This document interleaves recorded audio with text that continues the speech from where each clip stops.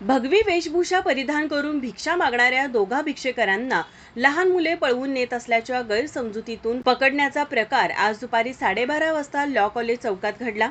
राजारामपुरी 5वी गल्ली परिसरात राहणारा एक 13 वर्षीय मुलगा दुपारी 12 वाजण्याच्या सुमारास लॉ कॉलेज चौकात आपल्या मित्राच्या दुकानात बसला होता।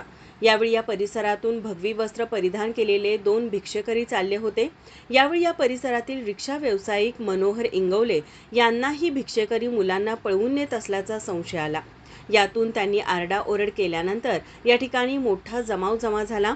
जमावाने या 2 भिक्षेकरांना पकडून ठेवलं।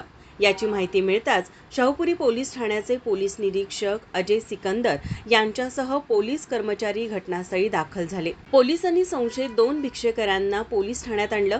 समीर जोगी आणि सोहेल जोगी अशी त्या दोघांची नावे असून पोलिसांनी त्यांच्याकडे चौकशी केली असता त्यांनी आपण मूळचे उत्तर प्रदेशचे असून सध्या मिरज येथे राहत आहेत, कोल्हापुरात येऊन दररोज भिक्षा गोळा करून उदरनिर्वाह करत असल्याचं त्यांनी पोलिसांना सांगितलं।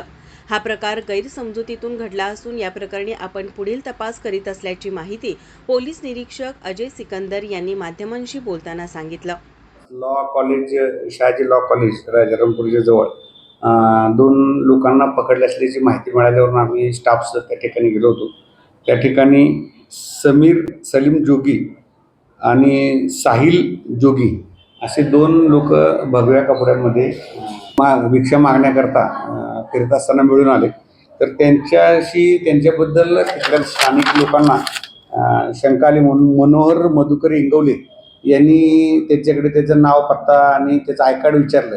तर त्यांनी त्याला व्यवस्थित न सांगितल्यामुळे ते तिथून घाबरून पळत सुटले होते। त्याच्या मागे हे 2 लोक गेले आणि मग त्यांना तिथे जमावाने ताब्यात घेतलं होतं आणि पोलीस स्टेशनला आणले। आम्ही त्या दोन्ही इस्मानला इथं पोलीस स्टेशनला घेऊन आलेलो आहे आणि त्यांची चौकशी चालू आहे।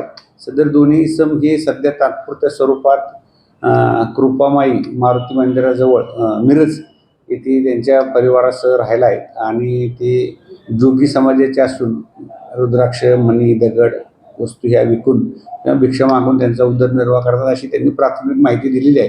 तरी देखील त्यांच्या मूळ पत्ता, बाकीची त्यांची ID प्रूफ किंवा त्यांचे नातेवाईक, त्यांचा कामधंदा काय आहे किंवा ती इथे कशाकरता आली होती याची बारकाईने कसून चौकशी चालू आहे आणि त्याच्याबद्दल काही तक्रार किंवा आक्षेपार्ह दिसून आल्यास त्यांच्यावर योग्य ती कारवाई करण्यात येईल।